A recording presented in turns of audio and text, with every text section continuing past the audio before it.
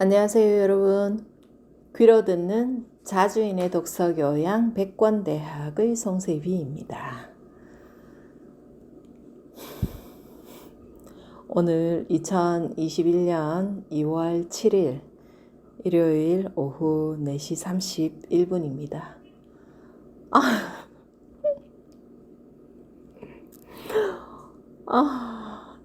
사실은요, 1시간을 글을 읽었는데 녹음이 안 됐어요.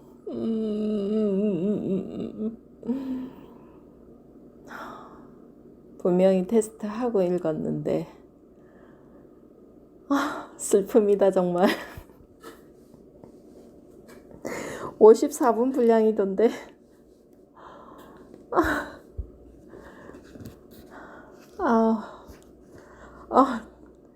왠지 패닉 상태가 들려고 그래. 그런데 시간은 늦어지고 있고 다시 읽으려고 시작합니다. 오늘 81장, 2장, 3장을 읽었었거든요. 근데 그 중에 82장이 생물학 이야기라는 책에 대한 내용인데, 제가 찾아보니까 지난 5월에 읽었던 부분이에요. 녹음할 때 이걸 어쩌지 생각 끝에 그냥 이번에 같이 다시 읽도록 하겠다 하고 읽었더니 54분이 걸렸어요, 읽는데. 땀이 다 날라네. 그런데 녹음이 안 됐어요.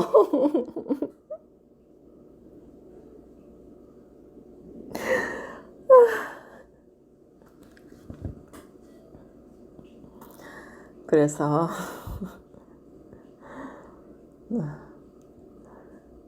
그냥 새로 읽으면서는 81장, 82장 두 장의 글만 읽어야 되겠습니다. 힘이 빠질라 그래요. 힘이 다 빠졌어요. 82장은 5월경에 읽은 저희 녹음 방송을 들어주시면 될 것 같습니다. 여러분, 그렇게 할게요. 그러면 다시 힘을 내서 제 낭독을 시작하겠습니다. 정신을 차리고 시작할게요. 자주인의 독서교양 백권대학. 우리의 행복과 우리 민족의 통일 그리고 번성은 우리가 자주적인 교양과 역량을 갖추었을 때만 성취할 수가 있습니다. 백권대학 저자 김갑수. 81장 풍석 서유구 국가쇠운기 조선 지식인의 전범. 풍석 서유구 진병춘. 이 책은 우리에게 여러 가지 사색해볼 안건을 던져준다. 풍석 서유구는 조선의 쇠운기에 살다 간 인물이다. 그는 1764년 영조 40년에 태어나 1845년 헌종 11년에 죽었다. 따라서 그의 생애는 조선 국군의 최후 성색이었던 정조대와 쇠퇴기의 시작이었던 순조, 철종대에 걸쳐 있다. 당시는 북학파를 필두로 한 실용지학이 융성한 때였다.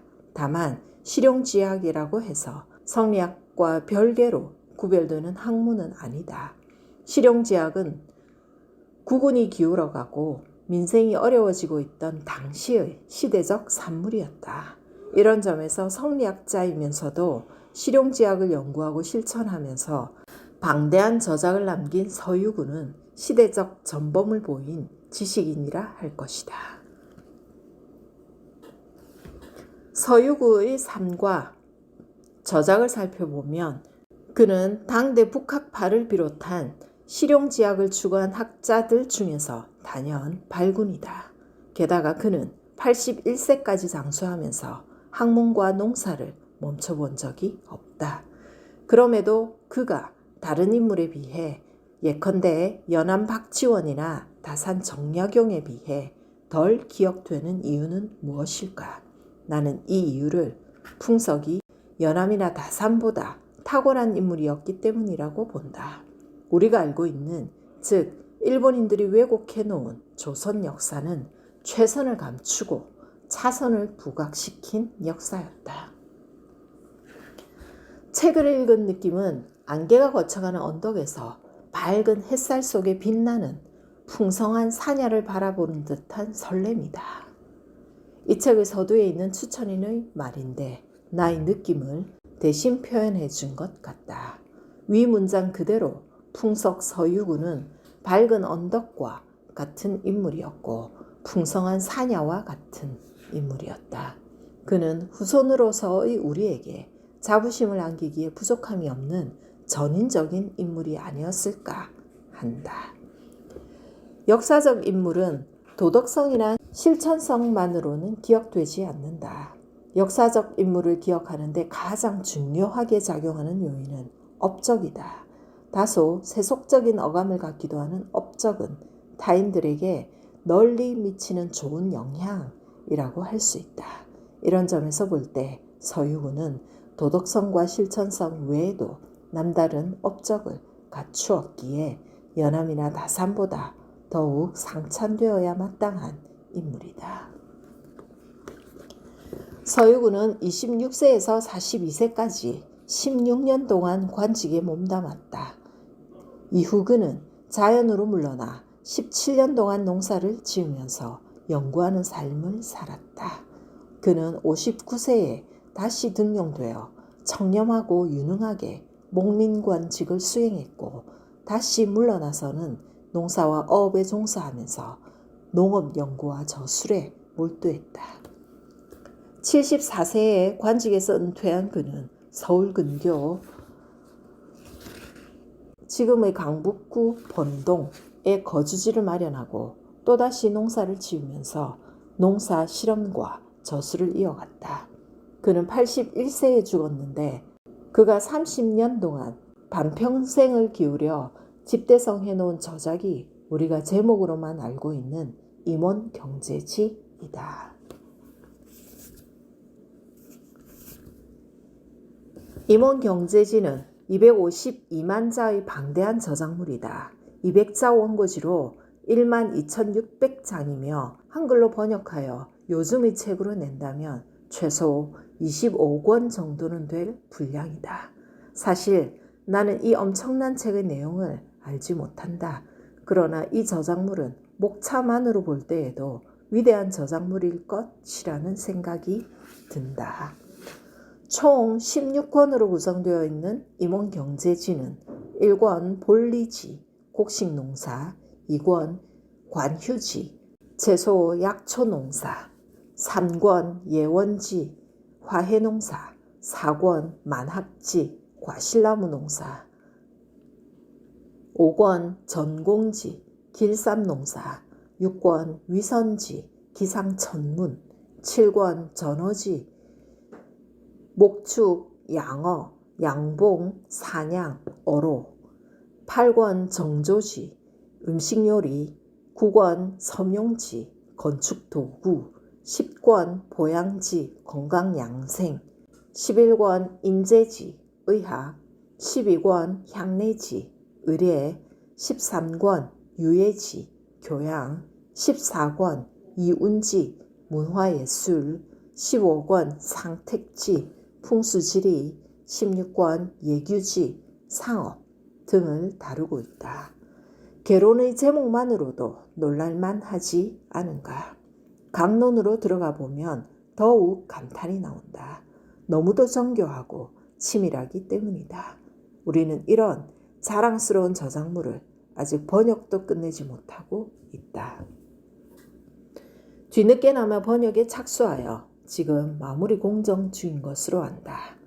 쓸모도 별로 없는, 더구나 유럽 중심의 제국주의 사관까지 드러내는 유럽 철학자들의 번역은 과도할 정도로 쏟아져 나와 있는 현실에 비추어 볼 때 한국은 문화 식민지라는 말이 전혀 지나치지 않다. 풍석 서유구는 문과에 급제한 이래 비교적 순탄한 관직 생활을 했지만 단 한 번도 권력과 이권을 추구하지 않았다. 그의 관심은 평생 내내 농민들의 삶에 있었다. 그는 손수 모를 심고 벼를 베고 나무를 심고 장을 담그고 고기를 잡았다. 그는 어떻게 하면 농업 생산력을 높여 민생을 향상시키는지에 전심전력했다. 그렇다고 해서 그가 경하게 소홀했던 것도 아니다. 그는 사대부에게 필수적인 덕목인 유학의 경전들을 젊어서 이미 익혀놓았다. 저자 진병추는 임원경제지의 정신을 세 가지로 말하고 있다. 하나는 지식의 목적이다. 서유근은 지식의 목적을 관직을 가진 사대부로서 세상을 구제하는 데에 두지 않고 백성이 사는 데 필요한 내용을 밝히는 데에 두었다. 둘은 지식의 대상이다. 서유구에게 있어 삶이란 지식에 토대하여 생산물을 만들어내는 노동하는 삶이었다. 나아가 서유구는 노동하는 삶만으로는 온전한 삶이 될 수 없다고 보았다. 그러므로 지식의 대상에는 인간으로서 품격과 교양을 쌓는 것도 포함되었다. 셋은 지식의 주인이다. 서유구는 지식의 주인이 통치자가 아니라 백성임을 명백히 했다.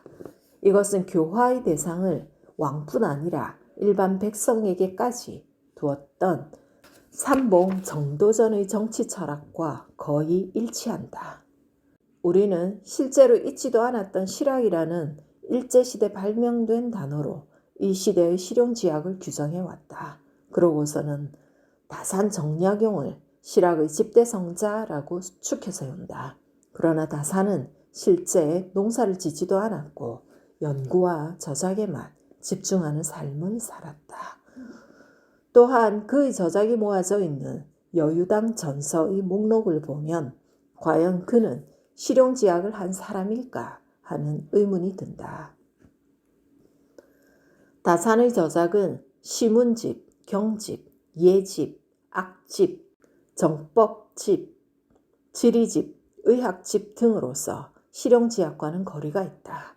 정약용이 실학의 집대성자라는 말에서 실학도 허구이고 집대성자라는 말도 팩트와 다른 것이다. 우리가 서유구를 통해 사색해 볼 안건은 이래저래 여러 가지라는 것이다. 서유구는 세도 정치가 극성을 부린 국가 쇠운기에 눈을 감았다. 그는 자기의 30년 노고의 결산인 임원경제지가 제대로 출판되지도 못함을 애석해 했다. 이것을 맡길 만한 후세나 후학조차 없었다.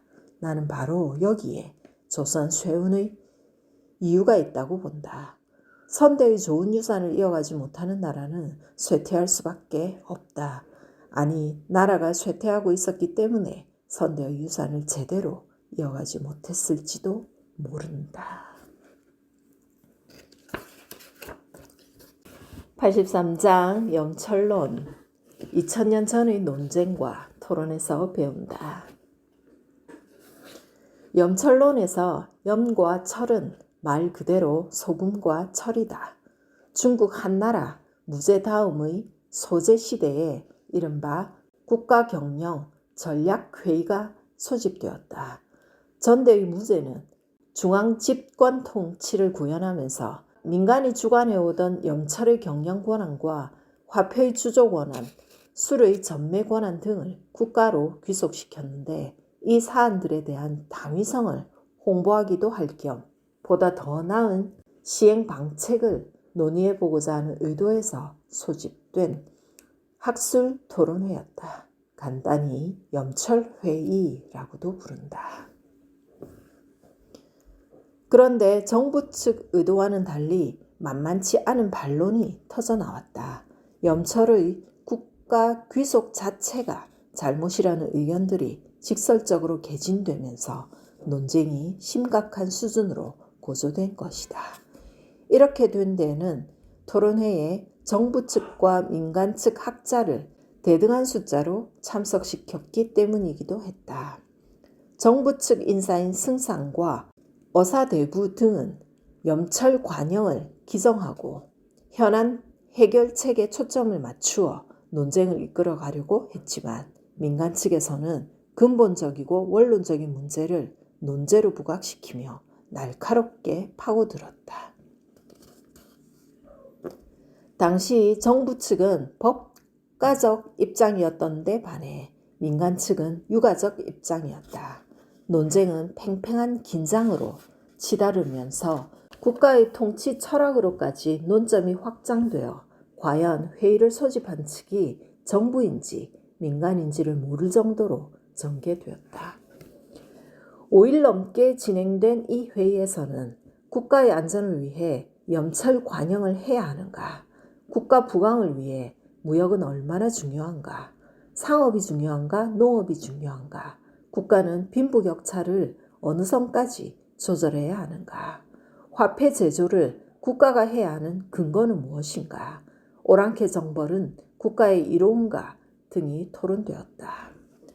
뿐만 아니라 법가와 유가를 대표하는 역사적 인물에 대한 평가로도 이어져 진나라 상황은 이로운 인물인가 해로운 인물인가, 상황을 공격하는 이유는 그의 능력에 대한 질투 때문인가 아닌가, 자객 형가의 행동은 의로웠는가, 유생은 국가 경영에 도움이 되는가, 공자는 긍정적 인물인가 부정적 인물인가, 공자의 인생은 실패한 것 아닌가, 옛것을 따르자는 것은 공허한 담론인가 등으로 확대되었다. 나아가 어진 선비가 등용되지 못함은 누구의 잘못인가, 관리가 겸손해야 국가가 잘 다스려지는가, 자연재해는 천재인가 인재인가, 진나라가 육국을 멸하고도 멸망당한 이유는 무엇인가, 흉노는 정벌의 대상인가 화친의 대상인가, 형벌은 엄해야 하는가 느슨해야 하는가 등에 대해서도 격렬한 토론이 펼쳐졌다. 염찰 관영을 폐지해야 한다는 유가 입장에서는 국가가 백성과 이익을 다투어서는 안 되며 백성을 다스리려면 먼저 도덕으로 이끌어야지 재산으로 유혹해서는 안 된다고 주장한다. 반면 정부 측에서는 흉노가 흉포하고 방자하여 무력을 일삼는데 한나라가 군비를 비축하려면 염철, 관영 정책을 시행해야 한다고 맞선다. 화폐는 국가가 주조해야 하는가, 백성에게 맡겨야 하는가의 문제는 한나라 개국 초기부터 있었던 논쟁거리였다. 정부 측은 개인이 돈을 주조하는 것이 국가에 위험하다는 입장이고, 유가 측에서는 화폐의 사용 자체를 반대하면서 물물 교환이 더 바람직하다는 옛날 논리로 반박했다. 진나라를 부강하게 하여 통일의 기반을 구축한 재상 상항에 대한 유가 측의 질책은 매섭다. 그들은 상항이 염찰을 관영하고 백성을 힘들게 했으며 다른 나라의 제후들에게 원한을 사 결국 진나라를 멸망하게 했다고 비판한다.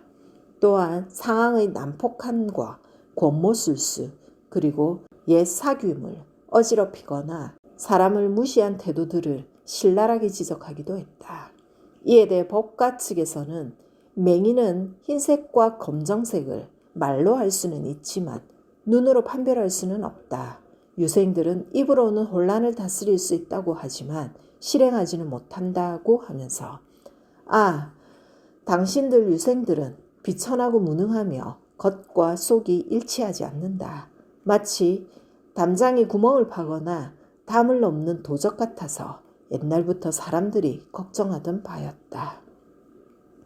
이것은 공자가 노나라 군주에게 쫓겨나 세상에서 쓰이지 않은 이유이다 라고 더욱 신랄하게 대응한다. 유가는 조정이 오랑캐를 정복하는 것은 단지 국토 확장의 야망에서 비롯된 것으로 이런 과정에서 발생할 수밖에 없는 민생의 문제를 더 중시한 반면, 법가는 무제가 오랑캐를 정벌한 것은 도적을 없애 백성을 편안하게 하며 변방을 굳건히 하여 국내 안정을 취하기 위한 것이므로 여기에 전혀 힘을 보태지 않은 유가는 변경 정책을 논할 자격이 없다고 했다. 법가는 정당한 방법으로 부자가 되는 것까지 죄악시해서는 안 된다는 입장인 반면, 유가는 부보다는 인덕이 존경받는 근본 원인이 되어야 한다는 입장이다. 법가는 서시의 아름다움을 이야기하는 것은 자기의 용모에 어떠한 도움도 되지 않듯이 요임금과 순임금의 덕행을 이야기하는 것은 오늘날 국가를 다스리는데 어떠한 도움도 되지 않는다고 한 반면, 유가는 시간과 무관하게 인간이 고수해야 할 도덕은 상존한다고 보았다. 우리가 흔히 말하는 토사구팽에 대해서도 법가와 유가의 관점은 다르다. 법가에서는 충성을 다하여 공을 세운 신하를 나중에 처벌하는 것은 군주가 나쁘기 때문이라고 보는 반면, 유가에서는 그들이 군주에 충성하고 공을 세우는 것은 자신의 부귀를 위한 것이고 거기에 인을 해치는 행위가 있었으므로 토사구팽은 자업자득이라는 논리를 펼친다. 이민족의 사신에 대해서도 두 편의 견해는 갈린다. 법가는 멀리서 빈객이 오면 진귀한 보물과 물품으로 후대하면서 위세를 과시해야 한다는 입장인데, 유가는 인의로서 예절을 다해 중원의 문화적 힘을 보여주어 감화를 받도록 해야 한다는 입장이다. 정신적 우위를 보여야 차후에 경거망동하지 않는다는 것이다. 법가 입장의 정부 측은 전반에서 예의와 법치를 중심으로 논변을 전개하고, 후반부에서는 유가학파의 시조인 공자의 완고함, 탐욕성과 어리석은 뻔뻔함을 폭로하면서 모든 원칙은 시대가 다르면 적용하는 방식도 달라야 한다고 주장한다. 한편 유가는 시대가 달라도 백성의 성품은 차이가 없으며 국가가 잘 다스려지냐 아니냐의 문제는 백성 본성의 선악에 있는 게 아니라 군주의 정책 결정에 달려있다고 주장했다. 유가는 공자야말로 대대로 군주를 일깨우는 힘이 있고 그 자신은 고통을 마다하지 않은 인물이었다고 했다. 이에 대해 법가는 옛날 책을 끼고 읊조리며 죽은 사람의 말을 외우는 일에 있어서 우리는 당신들을 이길 수 없다라고 비꼬았다. 법가와 유가의 대립은 오늘날의 정치에도 그대로 적용되는 것 같지만, 다른 한편으로는 그때와 지금은 많이 다르다는 생각도 든다. 왜냐하면 오늘날의 정치는 법가와 유가가 똑 부러지게 나누어지는 게 아니라 상호의 관점이 얽혀져서 대립하는 면도 많기 때문이다. 이를테면 염찰 관영을 주장하는 법가는 오늘날로 치면 사회주의와 가깝고, 염찰 민간 경영을 주장하는 유가는 자유주의에 가깝다. 그러나 인간 평등 문제에서는 법가가 자유주의적이고 유가가 사회주의와 가깝다. 또한 논리를 전개할 때 법가는 당대 시점임을 전제하고 결론을 내는 연역의 방식인 반면, 유가는 역사상의 예에서 근거를 대는 귀납의 방식을 취한다. 양측의 차이를 가장 단순하게 정의하면 법가는 현실적이고 유가는 이상적이라고 할 수도 있다. 이 학술 토론회에는 양측 각각 60명의 논객이 참여했다고 한다. 그들은 논쟁과 비판의 대상에 전 황제 무제를 비롯하여 공자와 맹자, 요순 임금, 우왕과 탕왕, 주나라의 문왕과 무왕, 진나라의 상왕과 진시황 등 막강한 인물들을 거침없이 포함시켜 토론했다. 그리고 이것은 2000년 전의 일이었다. 네, 이렇게 말씀드린 두 장의 글을 다 읽었습니다. 정말 아쉽네요. 네, 그러면 한 주 또 잘 보내시고 저는 또 다음 주에 뵙겠습니다. 안녕히 계십시오.